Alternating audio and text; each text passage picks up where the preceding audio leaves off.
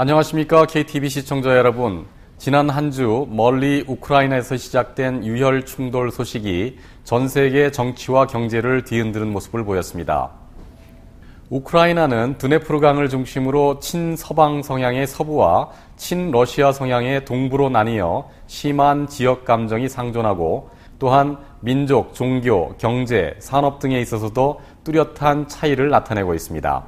2차 세계대전 당시 구소련의 스탈린이 우크라이나에 가한 핍박으로 600만 명 이상이 죽었다는 것도 뿌리 깊은 반목의 원인이 되고 있습니다. 우크라이나에는 러시아에서 생산한 천연가스를 유럽, 중앙아시아 등에 공급하고 있는 파이프라인이 지나고 있습니다. 주변 위성국에 대한 영향력 유지를 위해 러시아는 천연가스를 저가로 공급해왔습니다. 그러던 중 2005년 우크라이나가 친서방 정책을 보이기 시작하자 일시에 가격을 100% 인상하며 공급을 중단하기에 이르렀고 추운 겨울을 지내기 위해 할 수 없이 우크라이나는 당시 러시아의 요구를 받아들일 수밖에 없었습니다. 러시아는 겨울에도 얼지 않는 부동항 확보와 가스 파이프라인의 안정적 운영 등을 이유로 확실한 영향력을 확보하고자 하고 있습니다. 미국은 우크라이나가 보유했던 핵무기를 포기하는 조건으로 안보를 약속했었습니다. EU는 전체 천연가스 사용량의 3분의 1을 러시아로부터 수입하고 있습니다. 또한 중국은 항공모함 랴오닝호를 비롯해서 각종 군사기술을 우크라이나로부터 도입하고 있으며 상당량의 투자 등 관계 강화에 박차를 가하고 있습니다. 천연가스 등 자원을 무기로 활용하면서 우크라이나와 서유럽을 압박하는 러시아와 인근에 주둔 중이던 군대의 철수를 요구했던 미국 등이 이번 사태를 어떤 방식으로 해결할지 세계가 주목하고 있습니다. 우크라이나 사태로 인한 어수선함이 부각되고 있던 지난 한 주였음에도 불구하고 인도네시아는 환율, 주가지수, 국채가격 등 모든 부분에서 지수들이 개선되는 모습을 보였습니다. 루피아화는 3월 6일 미 달러당 11,482루피아로 마감하며 11,500루피아 아래로 뚫고 내려오는 모습을 보였습니다. 원화의 경우 주중 큰 폭의 변동성을 보였던 것과는 달리 루피아화는 우크라이나 등의 악재가 발생하는 가운데서도 지속적이고 안정적인 강세를 이어가는 모습을 보였습니다. 원화는 3월 6일 미 달러당 1,065원으로 마감하며 전주 대비 2.5원 떨어지는 모습을 보였습니다. 하지만 주중에는 우크라이나 사태에 대한 우려로 미 달러당 1,070원을 넘어서기도 하는 불안한 모습을 보였습니다. 100루피아당 원화는 3월 6일 9.30원으로 마감하며 전주 대비 0.12원 오르는 모습을 보였습니다.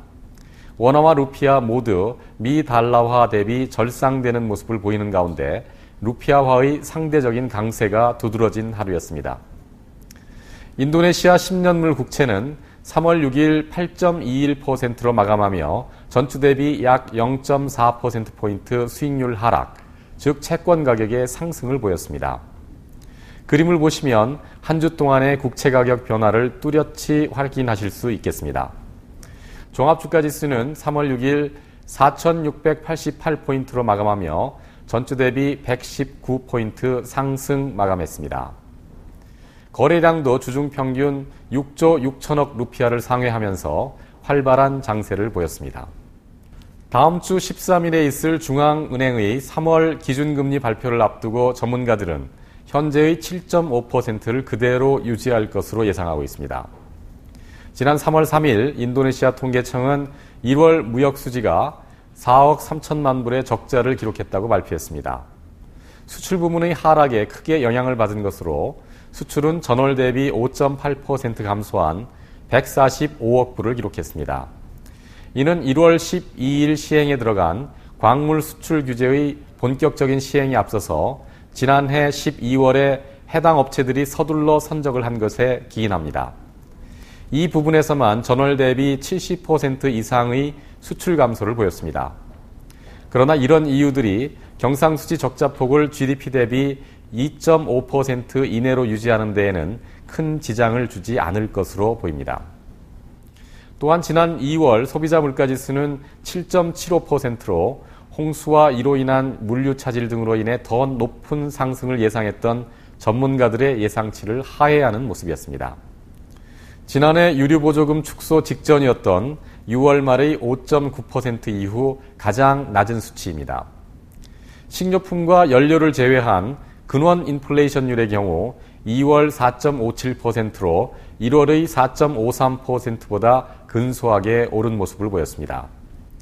중앙은행의 높은 기준금리가 유지되면서 대출 증가율은 크게 나타나고 있지 않습니다.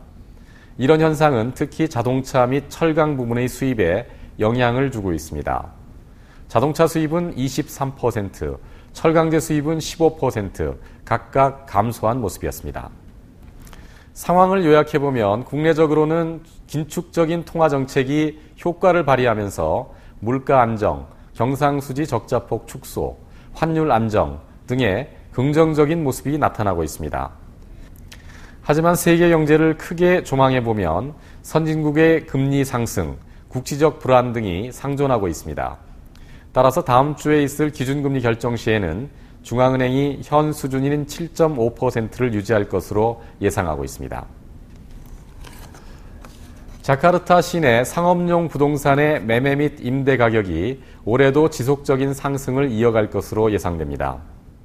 올해 양대 선거로 관망세를 보이는 모습도 있지만 사무실 공간에 대한 높은 수요가 유지되고 있기 때문입니다. 상업용 부동산 서비스 업체인 컬리어스 인터내셔널의 최근 보고서에 따르면 수디르만, 땀린, 라수나사이드, 갓도스브루토에 둘러싸인 중심 상업지역, 즉 골든 트라이앵글 지역 내의 부동산 인기가 여전하다고 합니다. 하지만 높은 임대료로 인해 외곽에 위치한 부동산 수요도 꾸준히 높아지고 있음을 지적하고 있습니다. 2013년 상업용 부동산의 공급 면적을 보면 골든 트라이앵글 지역에서 14만 5천 평방미터의 공간이 더해진 총 477만 평방미터로 전년 대비 3.1%의 증가가 있었습니다. 그 이외의 지역을 살펴보면 지난해 15만 평방미터가 더해져서 228만 평방미터로 전년 대비 7%가 증가했습니다. 중심 상업지역 이외의 지역으로 면적이 늘어나는 지역으로는 남부와 서부 자카르타를 들 수 있습니다. 이 지역들은 유류도로로의 진입이 쉬워 딴중 프리옥 항구, 수카르노 하타 공항 또는 주요 공업지역으로의 이동이 수월하기 때문인 것으로 파악됩니다. 인도네시아의 국민소득이 높아지면서 빵, 라면, 쿠키 등의 시장도 함께 커지고 있고 이에 따라 밀 수입도 비례해서 증가하는 모습입니다. 소득이 증가하면서 근로자들이 간편하게 먹을 수 있는 머핀, 샌드위치 등에 대한 소비도 늘어가고 있습니다. 인도네시아는 덥고 높은 습기로 인해 밀을 생산하기가 적합하지 않습니다. 지난 20년 동안 밀 수입은 3배로 커지는 모습을 보이며 지난해에는 710만 톤을 수입하였습니다. 향후 5년 안에 연간 수입 물량이 1000만 톤을 상회할 것으로 예측이 되고 있습니다. 지리적으로 유리한 호주가 인도네시아 밀 수입 물량의 71%를 공급하고 있으며 그 뒤를 캐나다와 미국이 잇고 있습니다. 인도네시아인의 1인당 밀 소비량은 연 26kg으로 세계 평균인 76kg에는 아직 못 미치는 수준입니다. 하지만 가까운 시일 내에 더 크게 상승할 것으로 예상이 되고 있습니다. 현재 인도네시아는 식생활 문화에 많은 변화를 겪고 있는 모습입니다. 이는 단순히 식탁의 모습만 바꾸는 것이 아니라 각 가정의 소비 지출이 변하고 길거리에 번성하는 상점이 바뀌고 나아가 국민 경제의 모양이 바뀌는 결과를 낳게 될 것입니다. 이런 변화에 잘 대처할 때 새로운 사업의 기회도 보이는 것이 아닌가 생각됩니다. 국영 석유회사 뿌르타미나는 에너지 수급 조절, 지속적인 성장을 위한 세계적 공급 규모를 확보하기 위해 향후 5년간 국내는 물론 국외를 포함하여 추가적인 기업 인수 기회를 찾을 것이라고 합니다. 뿌르타미나는 지난해 17억 5천만 불 규모의 알제리아 내 광구를 매입했었습니다. 이번 달에는 60만 배럴을 이곳에서 들여와서 동부 깔리만탄에 소재한 자가 정유소를 통해 후속 작업을 할 예정입니다. 또한 매입 가격이 발표되지는 않았지만 세계에서 두 번째로 큰 광구인 이라크 서부 쿠르나 지역의 지분을 10% 매입하기도 했습니다. 프루타미나의 수기 하르토 이사에 따르면 여러 건의 인수 대상을 검토하고 있으며 그중 일부는 본격적인 인수 절차에 들어간 상태라고 밝혔습니다. 자금 문제에 있어서도 자본 지출 목적으로 78억 5천만 불을 확보했고 이것으로 인수 비용이 충당된다고 합니다. 인도네시아의 인구 증가, 특히 젊은 층의 두터운 인구는 향후 에너지 수요를 더욱 확대시킬 것입니다. 에너지 저장, 운송, 유통 등의 분야에서 지금보다 더 많은 자원과 인력이 필요할 것으로 예상됩니다. 인도네시아의 인구 증가와 소득 증가에 따라 유망한 산업 분야 한 가지를 더 소개시켜 드리도록 하겠습니다. 바로 의약품 부문입니다.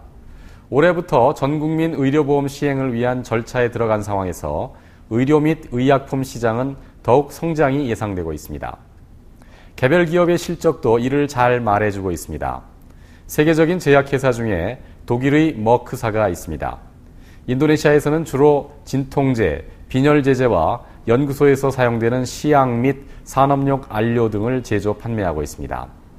이 회사의 지난 2013년 인도네시아 내 매출액이 1조 1,900억 루피아로 전년 9,290억 루피아 대비 28% 증가했으며 손이익은 1,750억 루피아로 전년 1,080억 루피아 대비 62%가 늘어난 실적을 보였습니다.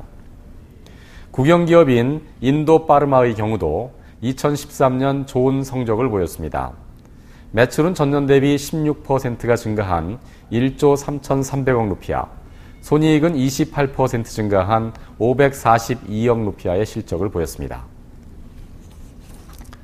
인도네시아에서 활약하며 성장하는 한인 기업의 소식은 언제나 마음을 따뜻하게 만들어주는 것 같습니다. 이곳 인도네시아에 진출한 한인 기업들을 지원하기 위해 1990년 설립된 KB 인도네시아와 2008년 금융 한류를 이루고자 인도네시아 현지은행을 인수하여 진출한 하나은행이 더 큰 도약을 위해 다음 주 월요일인 3월 10일 KB 하나라는 이름으로 공식 출범합니다. 이번 합병으로 기존의 KEB 고객들께서는 36개의 늘어난 점포를 종전과 같이 이용하실 수 있게 됩니다. 아울러 통합은행은 전국 어디에서나 현금 인출이 가능한 ATM 카드와 한국어, 인니어, 영어 등 3개국어로 제공되는 인터넷 뱅킹 및 모바일 뱅킹을 제공하고 있습니다. 인도네시아 한인 사회에 KB 하나가 더욱 정겨운 이웃으로 사랑받기를 기대해 봅니다. 지금까지 시청해 주신 여러분 감사합니다.